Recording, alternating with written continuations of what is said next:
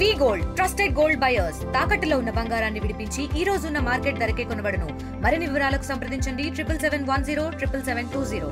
MLC ఎన్నికలకు సంబంధించిన అంశంలో వర్క్షాప్ జరుగుతున్న పరిస్థితి. దీంతో పాటు ఇటు సిర్పూర్ ఎమ్మెల్యే అదేవిధంగా ఆదిలాబాద్ ఎమ్మెల్యే పాయల శంకర్ కూడా మనతో ఉన్నాడు. ఒకసారి మనతో శంకర్ అన్న మాట్లాడదాం. అన్న ఏంటి పరిస్థితి ఏంటి? ఈ రాష్ట్రంలో జరుగుతున్నటువంటి 3 ఎమ్మెల్సీ ఎన్నికల్లో భారతీయ జనతా పార్టీ విజయం సాధించబోతున్నది. ఈరోజు శాసన మండలిలో కావాలా ఈ ప్రభుత్వాన్ని ప్రశ్నించేటటువంటి గొంతుకలు.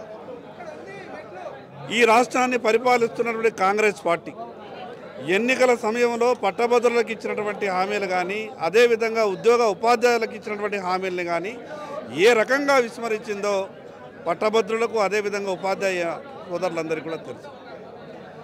కాంగ్రెస్ పార్టీకి అవకాశం ఇస్తే ఈ ప్రభుత్వంలో ఉన్నటువంటి కాంగ్రెస్ పార్టీని ఆ ఎమ్మెల్సీలు ప్రశ్నించగలుగుతారా?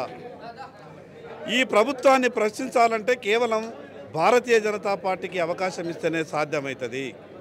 ఈరోజు శాసనసభలో భారతీయ జనతా పార్టీ శాసనసభ్యులమైనటువంటి మేము పట్టభద్రుల సమస్యలు కానీ ఉపాధ్యాయ సోదరుల సమస్యలు కానీ 317 జీవో గురించి కానీ శాసనసభలో ఈ ప్రభుత్వం మీద ఒత్తిడి తీసుకొస్తున్నాం.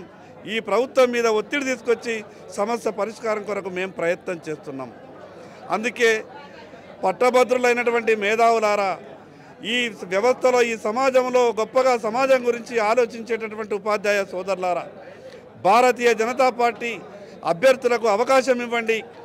మీ సమస్యల పట్ల శాసన మండలిలో మీ గొంతుకై మాట్లాడేటటువంటి అవకాశం ఇవ్వాల్సిందిగా ఓటరు మహాశయులందరికీ పేరు పేరున విజ్ఞప్తి చేస్తాను. ఇంకో విషయం చెప్పండి అన్న, ఇప్పటికే కాంగ్రెస్ పార్టీకి సంబంధించిన అభ్యర్థి ప్రైవేట్ స్కూల్ టీచర్లను వెంటనే మాట్లాడడం, రకరకాల ఆరోపణలు వస్తున్న పరిస్థితి, ప్రచారం చేస్తున్నారు. ఎట్లా చెప్పబోతున్నారు? మీరైతే ఇదే జిల్లా నుంచి ముఖ్యమైన లీడర్లు ఇద్దరున్నారు, ఇటు మీరు అటు నిర్మల్ ఎమ్మెల్యే గారు. ఎట్లా చూడవచ్చు దీన్ని? ఏ విధంగా ఉమ్మడి ఆదిలాబాద్ జిల్లా వ్యాప్తంగా ఏ విధమైన కార్యాచరణ? మా ప్రత్యర్థి అభ్యర్థుల గురించి మేము ఎక్కువ మాట్లాడదలుచుకోలేదు. ఆ అభ్యర్థి విద్యా వ్యవస్థ మీద ఏ రకంగా వ్యవహారం చేస్తున్నాడో, విద్యా వ్యవస్థలో ఆయన పాత్ర ఏ రకంగా ఉన్నదో అందరికీ తెలుసు. ఈ ప్రభుత్వాన్ని ప్రశ్నించాలి కదా. ఈ ప్రభుత్వాన్ని ప్రశ్నించాలంటే అది కాంగ్రెస్ పార్టీ అభ్యర్థితో సాధ్యమవుతుందా? ఈ ప్రభుత్వాన్ని ప్రశ్నించాలంటే బీజేపీ అభ్యర్థితోనే సాధ్యమవుతుంది. బీజేపీ అభ్యర్థికి అవకాశం ఇస్తేనే రేపు సమస్యల పరిష్కారంకు రేపు మండలిలో గొంతెత్తి మాట్లాడగలరు. అందుకే ప్రజలు, ఓటరు మహాశయులు బాగా తెలివైన వాళ్ళు. ఎవరు ఎన్ని ప్రలోభాలు పెట్టినా, ఎవరి వల్ల సమాజానికి మంచి జరుగుతుందో వారికి మాత్రమే అవకాశం ఇస్తారు. మాకు ఒక నమ్మకం, విశ్వాసం ఉన్నది.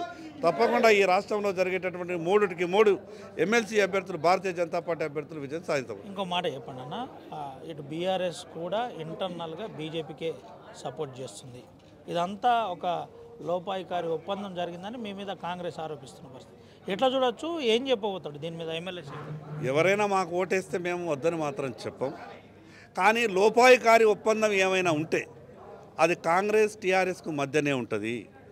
ఆ 2 రాజకీయ పార్టీలు గతంలో కలిసి ఎన్నికల్లో పోటీ చేసినాయి. ఆ 2 రాజకీయ పార్టీలు గతంలో అధికారాన్ని పంచుకున్నాయి. భవిష్యత్తులో కాంగ్రెస్ టీఆర్ఎస్ కలిసిపోయినా ఆశ్చర్యపోనవసరం లేదు. ఇప్పటికే ఈ రాష్ట్రంలో కాంగ్రెస్ పార్టీ మీద టీఆర్ఎస్ మాట్లాడుతుంది, కానీ ఢిల్లీలో పోయి కాంగ్రెస్ పార్టీ నాయకులని టీఆర్ఎస్ పార్టీలు కలుస్తారు.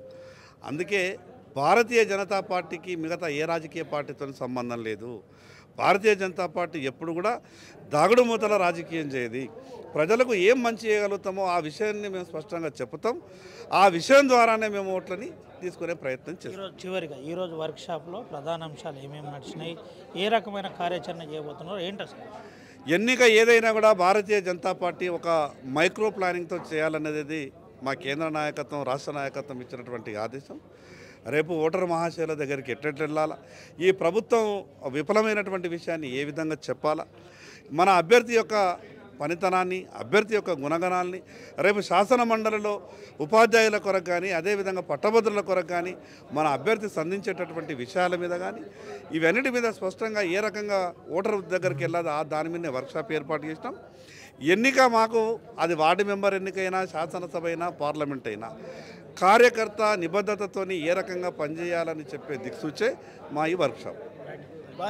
ఇది పరిస్థితి. కార్యకర్తలు నిబంధనతో చేయడమే ఈ వర్క్షాప్ ముఖ్య ఉద్దేశం అని చెబుతున్న పరిస్థితి కనబడుతుంది. దీంతోపాటు ప్రధానంగా ఆ అభ్యర్థి గురించి మీకు తెలిసిందే, మా ప్రతిపక్ష అభ్యర్థి గురించి మేము మాట్లాడవలసిన అవసరం లేదు, మీ అందరికీ తెలిసిందే. ఇప్పటికే ఇటు 3 ఎమ్మెల్సీల అంశంలో మేము గెలవడానికి అన్ని ఏర్పాట్లు చేస్తున్నాం. ముఖ్యంగా మేము గెలిస్తే ప్రభుత్వాన్ని సూటిగా ప్రశ్నిస్తాం. ఇటు గ్రాడ్యుయేట్స్ నుంచి మొదలుకొని టీచర్ల సమస్యలు పరిష్కరించడానికి బీజేపీ అభ్యర్థి గెలిస్తే మీ సమస్య పరిష్కారం అవుతుంది. అదే కాంగ్రెస్ అభ్యర్థి గెలిస్తే మీ పరిస్థితి మీ అంశంలో ఎలా ప్రశ్నిస్తారో, ఏ విధంగా మీకు న్యాయం జరుగుతుందని ఆదిలాబాద్ ఎమ్మెల్యే పాయల శంకర్ చెబుతున్న పరిస్థితి కనబడుతుంది.